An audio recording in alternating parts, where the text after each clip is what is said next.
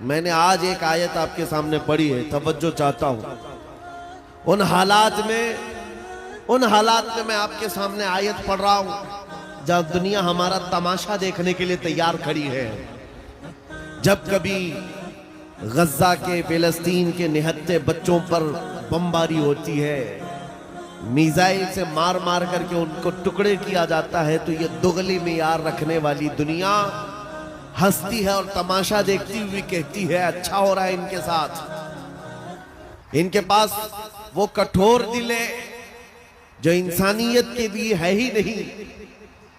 ये वो जालिम लोग हैं जो बच्चों की मौत पर भी तालियां बजाते हैं और तमाशा देखते हैं और ये कहते हैं अनकरीब ये मिट जाएंगे। एक बात मैं आपको बता रहा हूं, मजाक उड़ाने वाले दज्जाली मीडिया वो यहां तक भी कहते हैं कि 57 मुल्क इस्लामी हैं पूरी दुनिया में और ये सब मिलकर के इन मुसलमानों का कुछ नहीं कर पा रहे हैं और इनको रोजाना मारा जाता है, काटा जाता है, पीटा जाता है और सिवाय आवाज उठाने के और कोई कुछ नहीं करता। ये सब तमाशे देख रहे हैं। मेरे अजीजों, एक बात याद रखना, आज के इन हालात से सबक लेकर के जिंदगी गुजारो। हम 57 मुल्कों की हिमायत के भरोसे पर नहीं जीते, सिर्फ अल्लाह के भरोसे पर जीते हैं। कोई बादशाह हमारे लिए आवाज उठाए ना उठाए, कोई हुकूमत हमारी हिमायत में खड़ी हो ना हो, हमें इससे फर्क नहीं पड़ता। हर जमाने में हुसैनी तादाद में कम होते हैं, लेकिन ये तारीख लिख करके जाते हैं इस्लाम जिंदा होता है हर करबला के बाद। इस्लाम जिंदा होता है हर करबला के बाद। ये सब चीजें पूरा बयान होने तक आप ये पैसों के इधर उधर आप नातखानों के साथ किया करें। तवज्जो से सुने, नबी करीम सल्लल्लाहु तआला अलैहि वसल्लम की उस अजीम उम्मत को आज तख्ते मश्क बनाया गया है। यह हम सबका इम्तिहान चल रहा है, यह हम सबका इम्तिहान चल रहा है। हम छोटी छोटी चीजों पर सब्र नहीं कर पाते।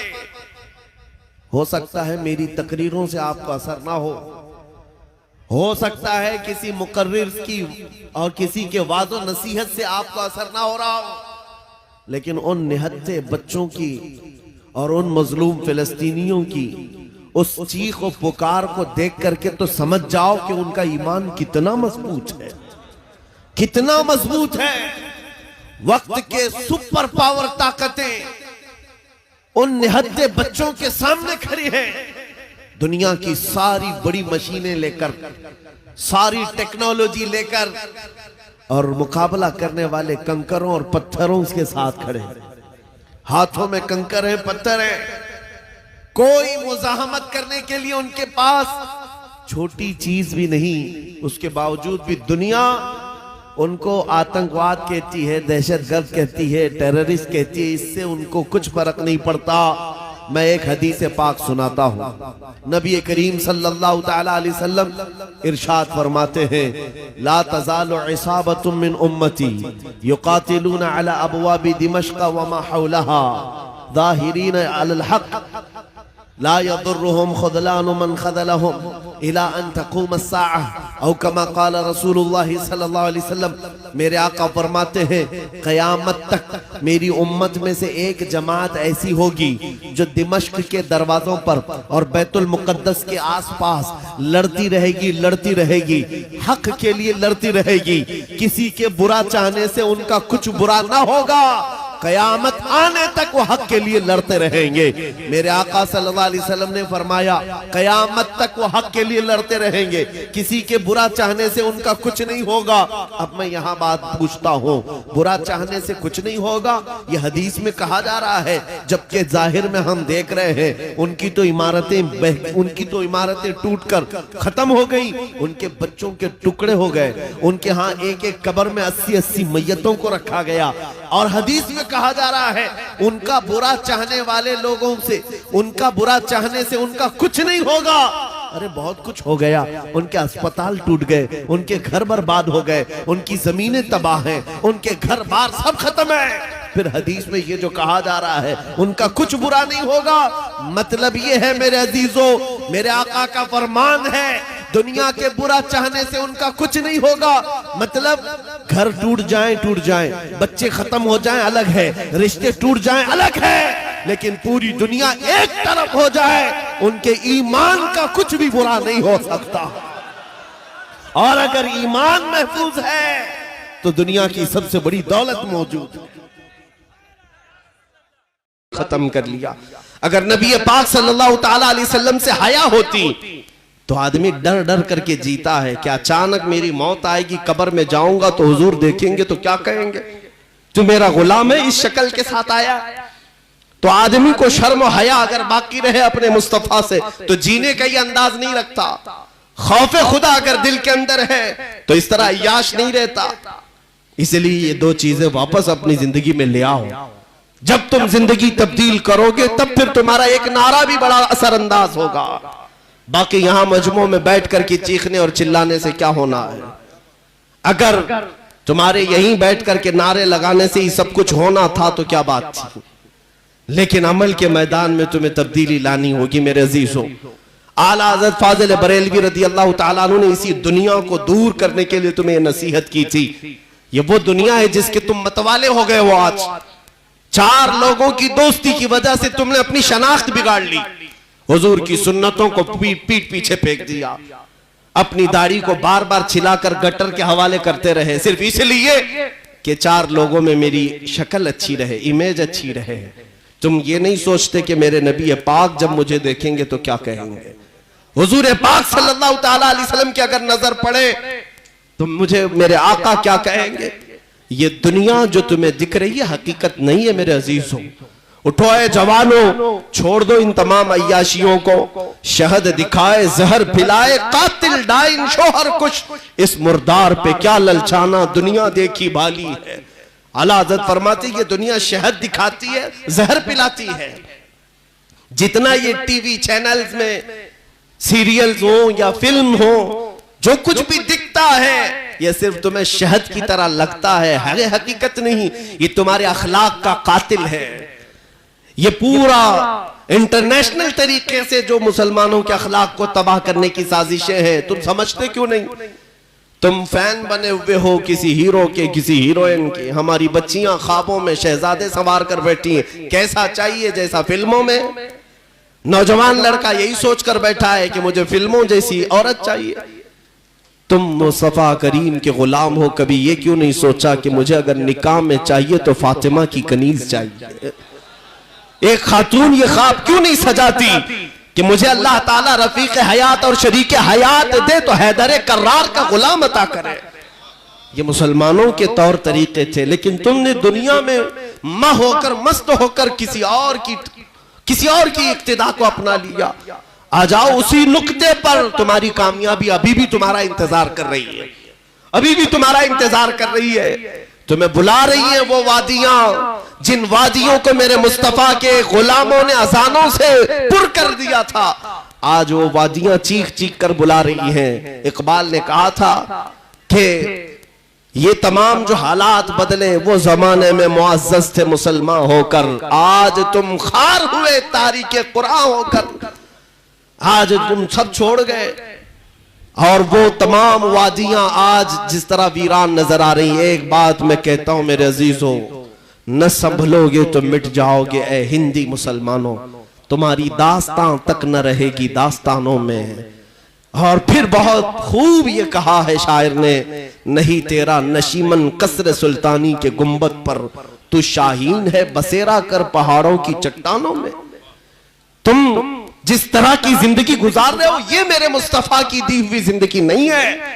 सुबह गाने सुनते उठना, शाम को रक्स देखते हुए सो जाना, नहीं मेरे अजीजों, गुलाम मुस्तफा की सुबह शामें ऐसी नहीं होती गाने की धुन पर सुबह करता हो और फिल्म देखते हुए सो जाता हो। बल्कि मेरे मुस्तफा का जो गुलाम है वो यूं कहता है, मैं सो जाऊं या मुस्तफा कहते कहते, खुले आंख मेरी सल्ले अला कहते कहते। यह हमारे नगमे थे, यह हमारी जिंदगियां थी। जब से बदल लिया तुमने इन जिंदगियों को, उनसे फिरे जहां फिरा फिर आई कमी वकार में। जो कुछ आज कमी है वक़ार में।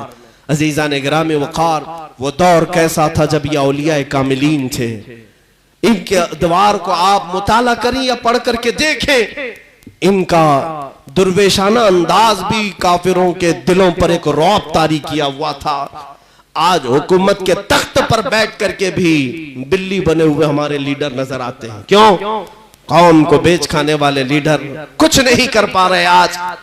इसलिए मैं आपसे ये गुजारिश करना चाहूंगा, कुरान कहता है फलयहज़रिल्लज़ीना युखालिफूना अन अम्रिही अन तुसीबहुम फितना औ युसीबहुम अज़ाबुन अलीम।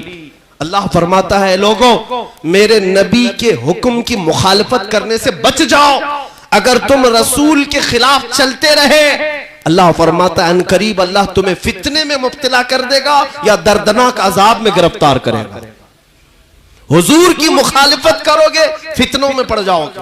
और आज इतने फितने हैं, इतने फितने के गिन नहीं सकते।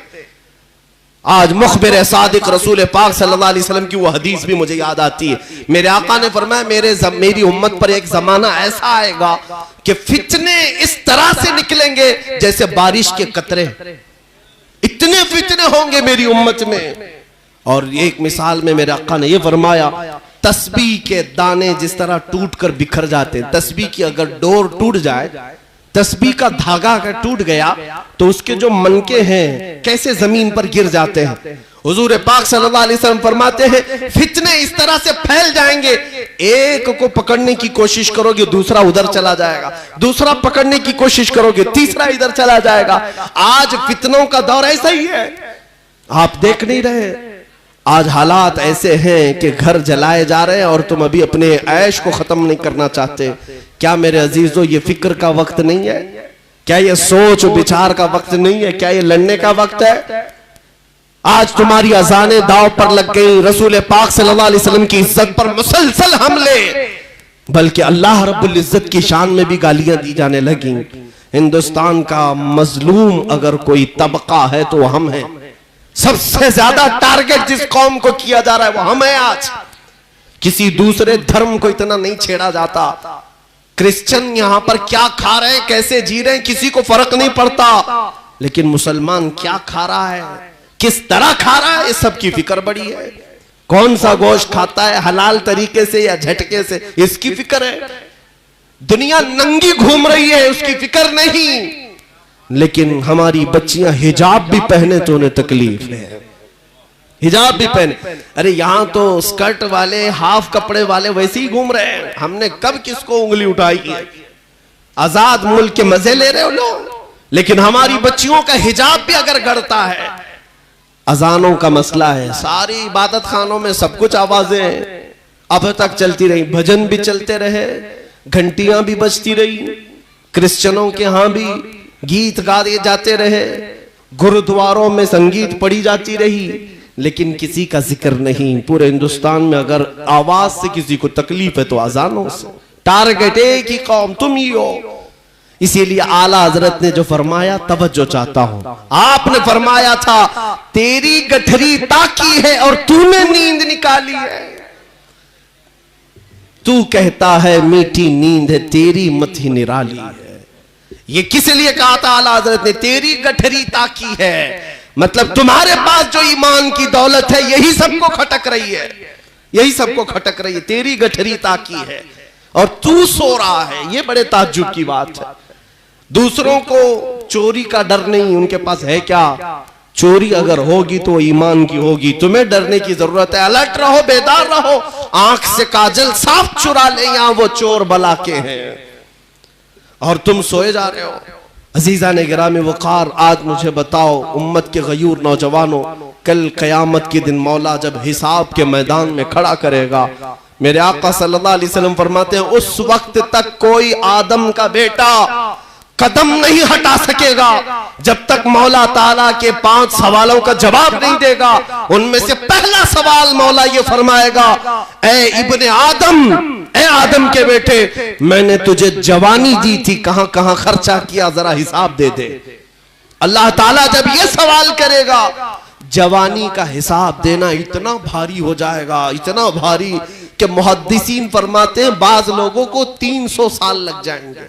बाज को 400 साल लग जाएंगे जवानी का हिसाब देते देते। मैं तुमसे पूछता हूं, कल बरोज़े क़यामत अगर तुमसे सवाल कर लिया जाए, जब मेरे नबी पाक की शान में गालियां दी जा रही थी उस वक्त तू कर क्या रहा था? तुम जवाब यही दोगे कि मैं फेसबुक चला रहा था, गेम खेल रहा था, रात भर चैटिंग कर रहा था।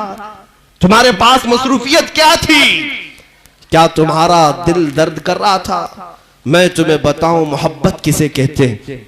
मेरे आका सल्लल्लाहु ताला अलैहि वसल्लम का बायकॉट किया था मक्का वालों ने। 3 साल तक मेरे आका सल्लल्लाहु अलैहि वसल्लम का सोशल बायकॉट किया था मक्का वालों ने। हुजूर सल्लल्लाहु अलैहि वसल्लम और उनके चचा और उनके खानदान वाले शौबे अबी तालिब एक घाटी है, पहाड़ों के बीच में रह रहे थे। 3 साल तक खाना पानी तक बंद करके रखा था और उनसे मक्का वाले सलाम कलाम मिलना जुलना रिश्ता सब कुछ बंद रखे हुए थे।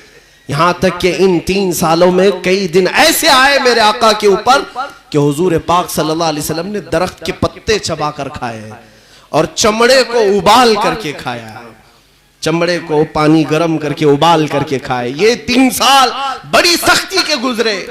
लेकिन मोहब्बत किसे कहते मैं बताऊं आपको।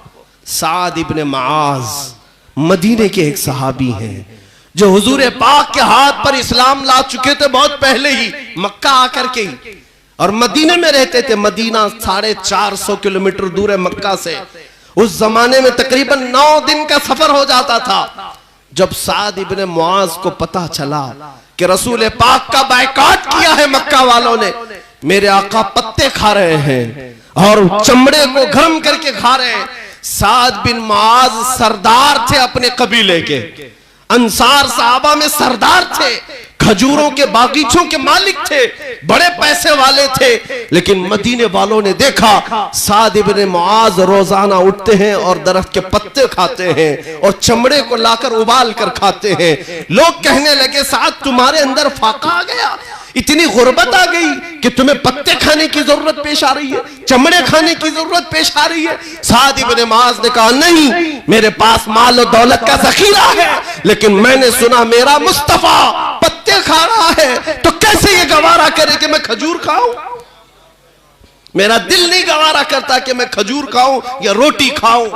मेरे मुस्तफा करीम सल्लल्लाहु अलैहि वसल्लम का बायकॉट किया है मक्का वालों ने, तो जो नबी पाक सल्लल्लाहु ताला अलैहि वसल्लम पर उन्होंने खाना पानी बंद किया, तो मैं उस वक्त तक नहीं खाऊंगा रोटी जब तक मेरे आका रोटी ना खा ले।